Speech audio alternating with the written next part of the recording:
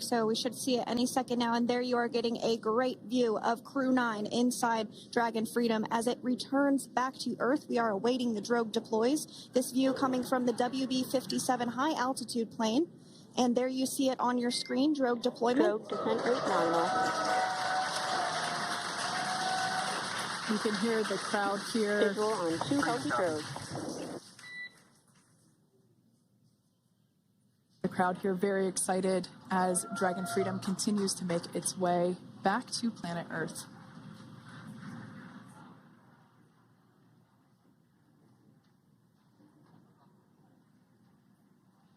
Next up, we'll stand by for the main deployment of the parachutes. The mains are quite a bit larger. You'll be able to notice the difference on your screen once they deploy, and they continue to ensure that the Dragon spacecraft slows down even further. As we mentioned, Freedom will be traveling 16 miles per hour when it splashes down off the coast of Tallahassee, Florida, here at 2:57 p.m. Pacific time this afternoon. And there we go. We have visual on 4 healthy mains. That view was from inside. Freedom copy. That view was from inside one of the buckets where the parachutes are located. So we see a great view there of the reefing on those parachutes. And as those main parachutes begin to inflate fully, 4 beautiful, healthy mains. Now awaiting visuals of splashdown. Freedom. We'll start to hear Commander Nick Hague. Copy 1000. As we heard right there, Commander Nick Hague will be calling out the altitude of the Dragon capsule from here on out. Landing in water is simpler and provides more margin against unlikely parachute issues. You can see those parachutes continuing to slow the Dragon capsule down.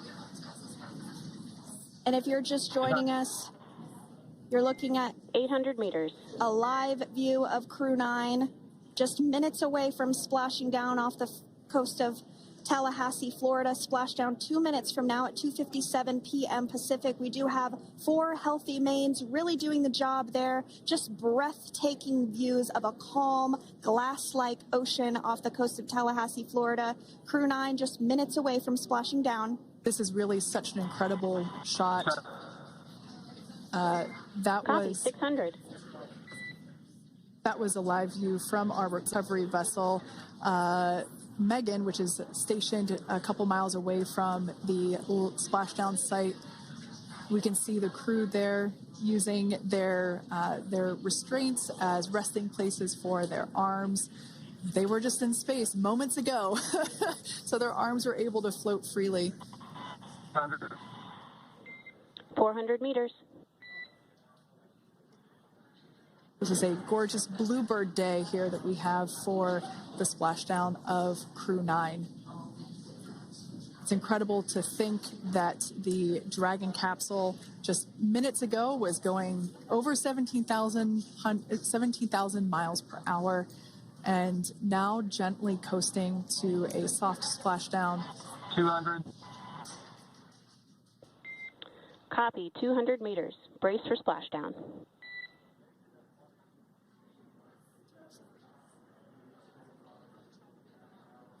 As you can see there on your screen, continuing to monitor progress of the Dragon spacecraft.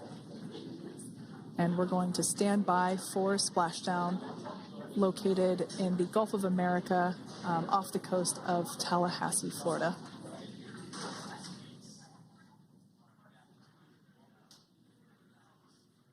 And splashdown. Crew 9 back on Earth.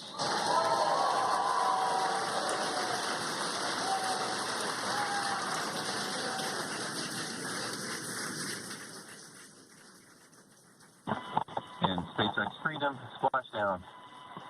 Good main release. Copy splashdown. We see main chutes cut.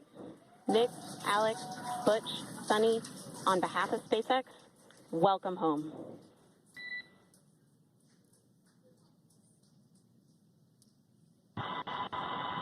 It is an amazing, what a ride. I see a capsule full of grins ear to ear.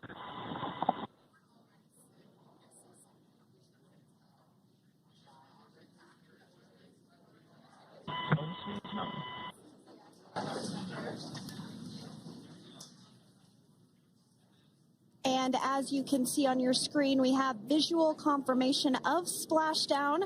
Dragon Freedom has returned home, and NASA astronauts. System safety verifications are in progress. We'll report back when recovery personnel are en route.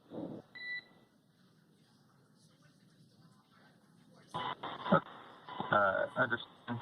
And, we're in section 2, 4.800 landing response.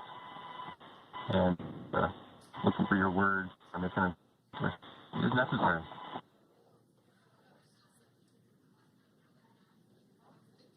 In the distance, we can see the recovery vessel making its way. Copy, you're in section 2 for the environmental assessment in 4.800. That is not necessary today.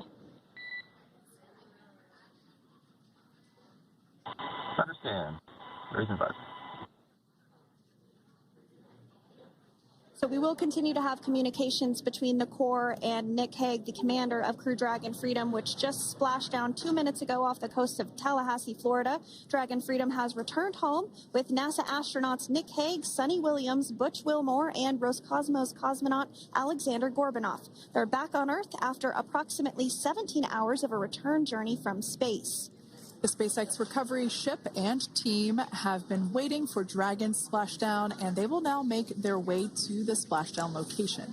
The teams have been ready and waiting about 3 nautical miles away, so it's going to take them about 30 minutes or so to make their way And to SpaceX Freedom.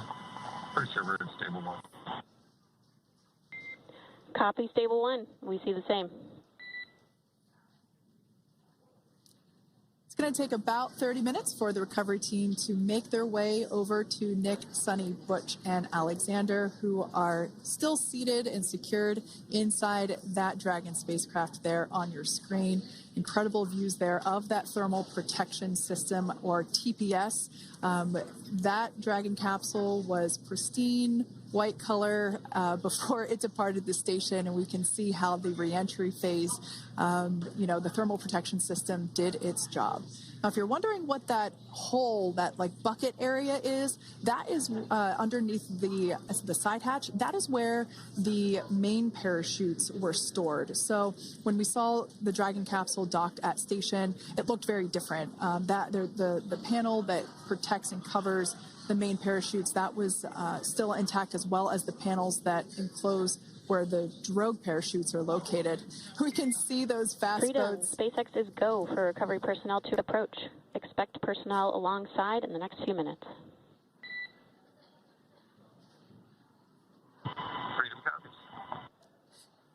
We can see those fast boats. We weren't kidding when we said they were fast. While it does take about 30 minutes for the main recovery vessel to make its way over to the capsule, these fast boats will be doing a couple of things simultaneously. A couple of them are going to be working to retrieve the parachutes that you see in the background there of this drone shot. Those parachutes will be retrieved from the ocean surface. We want to make sure we are able to pull those out. The recovery vessel there closest to the spacecraft is going to be performing some safety checks. We can see there they're using an instrument that is basically working to detect if there are any hypergolic vapors or fumes that are still residing in and or around the Draco thruster nozzles or outlets. The hypergolic fuel, which is necessary for on-orbit burns to maneuver the spacecraft. Unfortunately, those hypergolics are unable to be breathed. They are toxic, and so this team here is doing those initial safety checks to make sure that it is safe for the rest of the recovery team to approach the spacecraft. They're also checking to make sure that any residuals from the pyros are safe and are not going to cause any issues. We can see the team working their way around the spacecraft to do these these sniff tests on all of those Draco thrusters. And as we continue to await the recovery of our Dragon spacecraft with NASA astronauts Nick Hague, Sonny Williams, Butch Wilmore, and Roscosmos cosmonaut Alexander Gorbanov inside, Dragon has autonomously completed several steps to safe itself following splashdown.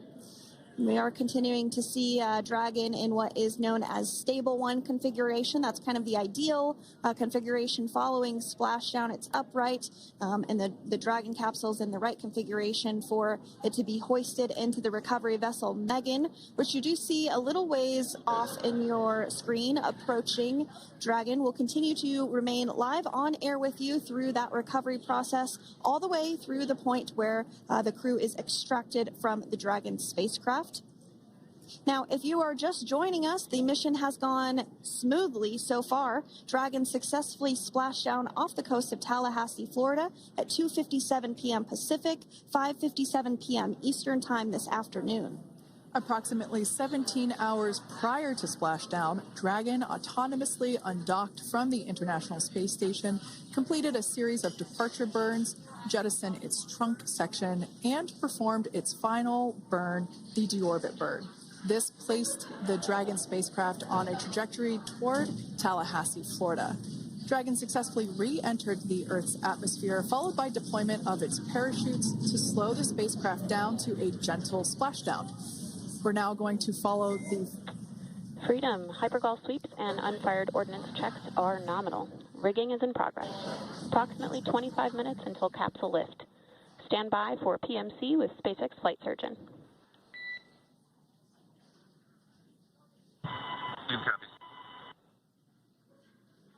And so what we did just hear there was communications that those hypergol checks were complete. They didn't find any of that upon those checks, so we'll continue to move through the timeline. Next up is a process called rigging, which you see happening right now on your screen. This is when a SpaceX recovery personnel actually works to climb aboard the capsule and work through procedures ahead of lifting onto the nest of the recovery vessel Megan. We heard it's going to be about 25 minutes or so until that lift actually takes place.